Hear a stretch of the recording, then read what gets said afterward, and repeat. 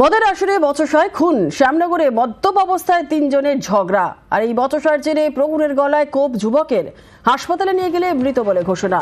মূল অভিযুক্তকে গ্রেপ্তার পুলিশের।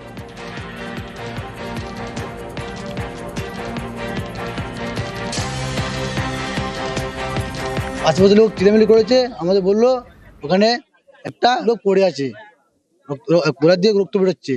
আমরা দৌড়ে গেলাম, দেখছি আমার বাবা যে মেরেছে ও গাড়ি ছিল, আমরা ধরেছি, চাকু না চাপড় দিয়ে মেরেছে।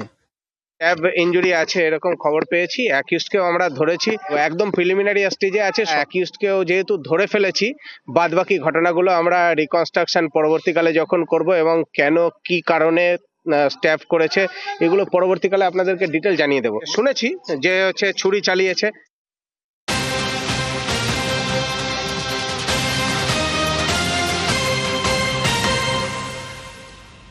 গরু পাচারের অভিযোগে বিক্ষোভ, আলিপুরদুয়ারের কামাখ্যাগুড়িতে বিক্ষোভ। রাতেই জঙ্গলে গরুর ডাকা শুনে সন্দেহ হয়।